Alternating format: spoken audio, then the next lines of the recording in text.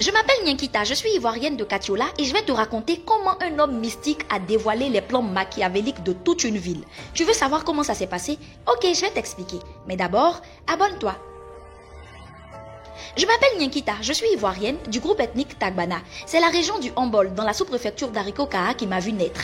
Mon village, c'est Nyangbo. C'est un beau village malheureusement pas très connu. D'après les anciens, il a été créé par un chasseur venu de Kong du nom de Nyali Koni. En tout cas, je peux vous dire qu'il existe à Nyangbo de très beaux sites touristiques et historiques qui méritent d'être visités, comme par exemple la chaîne de 5 montagnes rocheuses dont le point culminant fait 600 mètres d'altitude, la piscine naturelle située au sommet du mont Nyangbo. Vous pourrez aussi y découvrir la grotte aux fusils, qui fut le refuge de nos ancêtres quand ils fuyaient jadis l'empereur Samori Touré, ou découvrir le site de l'administration coloniale où se trouvent aujourd'hui encore les tombes de l'adjudant Pierre Daly, sous-officier français de l'artillerie coloniale qui a lui-même mis fin à sa vie en mai 1929 suite au décès de son fils Marc Daly. Mais la vie a voulu que nous quittions ce paradis pour nous installer dans le sud, à Agboville, où mon père avait trouvé un nouveau travail dans une usine de textile, la Potivo.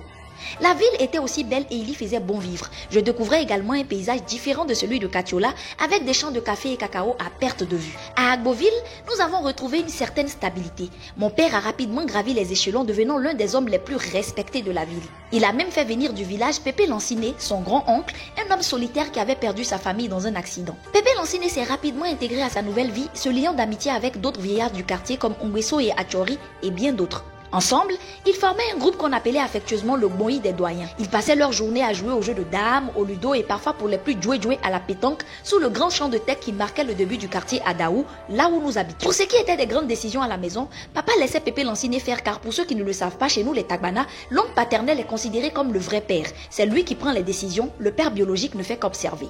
La Potivo représentait le poumon économique de la ville avec plus de 2000 travailleurs et un chiffre d'affaires d'environ 20 milliards de francs CFA. Mon père était si riche que certains le surnommaient Warifache.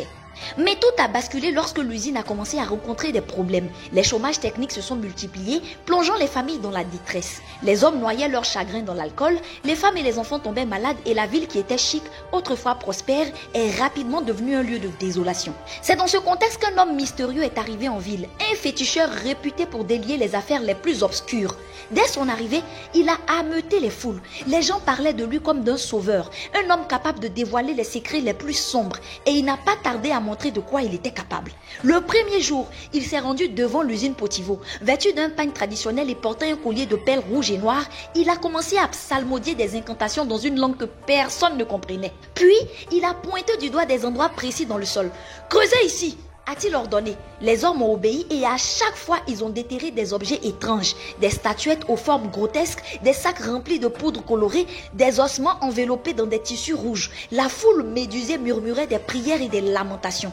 Le féticheur a continué son chemin, suivi par une marée humaine. Dans chaque quartier, il désignait des maisons, des arbres, des coins de rue et chaque fois, on trouvait des fétiches enterrés. Au château, il a démasqué une vieille femme qui avoua avoir ensorcelé son propre fils pour qu'il perde son emploi. À Sokura, ce fut un groupe de jeunes hommes qui avaient sacrifié un chien noir pour attirer la malchance sur leurs voisins.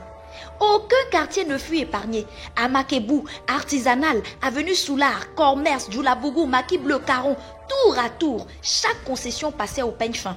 Et chez nous, dans le quartier Adaou, c'est une fillette de 7 ans qui avait été désignée.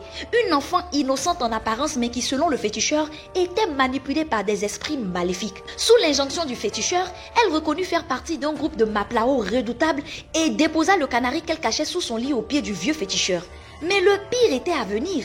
Quand le féticheur est arrivé devant notre maison, il a pointé du doigt Pépé Lanciné et ses amis Ongweso et Achori. « Ces hommes ont pactisé avec les forces obscures », a-t-il déclaré. Sous les regards horrifiés de la foule, Pépé Lanciné a commencé par nier. Mais soudain, sous l'emprise d'une force qui semblait plus forte que lui, il a fini par avouer. Il a expliqué comment lui et ses complices avaient enterré des fétiches autour de l'usine pour faire tomber la Potivo par jalousie envers mon père et les autres employés prospères. Achori, lui, a nié jusqu'au bout, mais le féticheur a insisté. « Cet homme est innocent, mais il est marqué par le mal. Il est complice car il était au courant de tout. » Le vieux Achori pleura car c'était la vérité. La même nuit, Pépé Lanciné a quitté la maison laissant derrière lui une dernière malédiction. « Ton père ne sera jamais riche. Pas dans cette usine, elle est déjà scellée. » Les années ont passé et les mots de Pépé Lancinet se sont malheureusement réalisés. L'usine a fermé ses portes, plongeant des milliers de familles dans la misère. Mon père a perdu son emploi et notre vie a basculé une fois de plus, mais cette fois-ci dans la pauvreté extrême. Aujourd'hui, quand je repense à cette époque, je me demande comment des gens que nous aimions et respections ont pu nous trahir de cette manière. Comment des hommes et des femmes, des voisins, des amis, des gens qu'on a nourris et chéris peuvent vouloir nous faire du tort. Comment ont-ils pu pactiser avec le mal pour détruire ce que nous avions construit et dont chacun bénéficiait pourtant? Je ne l'ai jamais compris. En tout cas, cette histoire m'a fait comprendre que les forces obscures sont bien réelles et elles peuvent se cacher dans les endroits et dans les personnes les plus inattendues. Ce que tu n'as jamais vu, faut pas dire que ça n'existe pas. Toute ressemblance avec des faits, des personnages existants ou ayant existé n'est pas du tout le fruit d'une pure coïncidence. Voilà.